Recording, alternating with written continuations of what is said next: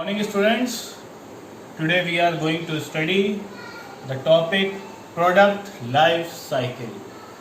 As like human being, the product has also its life. No product can live forever unless the changes are made time by time. So today we are going to study the life cycle of any product.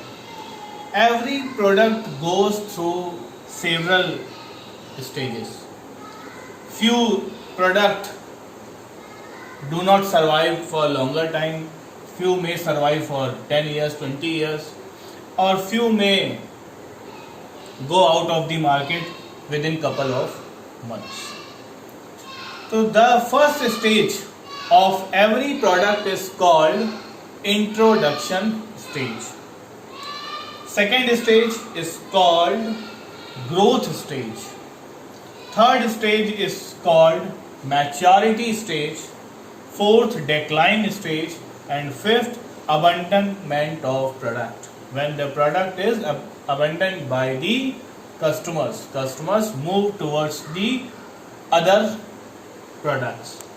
That product life cycle can be understood by this figure.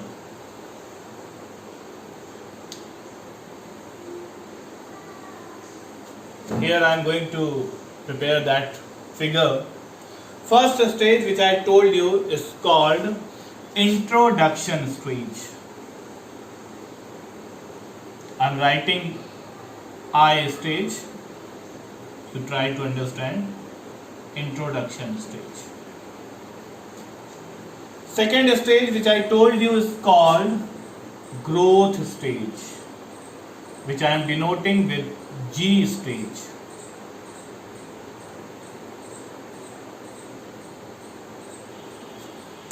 Third stage is called maturity stage,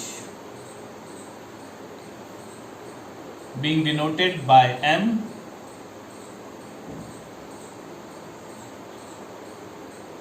Fourth stage, which I told you, is called decline stage, being denoted by D.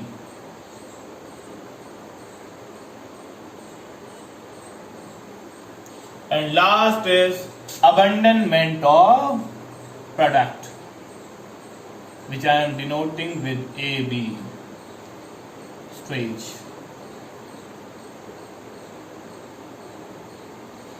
Introduction, growth, maturity, decline, and abandonment. Now, how the product goes through these stages. The product is being started from here. In introduction, it goes up. In growth, it also keeps on going up. In maturity, it reaches at the place which is called the peak level, then gradually decline, and at last abandon. This is figure of sales of product. The sales in introduction stage is rising very slowly. In growth stage, it rises at a good speed. In maturity, it rises but at a declining rate or decreasing rate. Then after being matured, after maturity stage, the sales of the product goes down, and in abandonment the product is left, or people start leaving the use of product. You must have understood with this figure. Now we talk about profit. Profit in introduction stage is very less. This is the figure of profit in introduction. Very less amount of profit, or either there is no profit. In growth, the profit rises. The maturity, again the profit rises. In decline, the profit also starts decreasing, and in abandonment, the profit is low. So this is the figure of profit. That was the profit figure of sales, and this is the figure of profit. The profit is, there is no profit in introduction stage. When we introducing in any product, we have to spend much on cost per unit. Even the prices are high. When the product starts growing, the profit also start increasing. And in maturity stage, the profit maximizes. Then in declining stage, the profit of the product goes decreasing, and in abandonment, the profit comes to low level.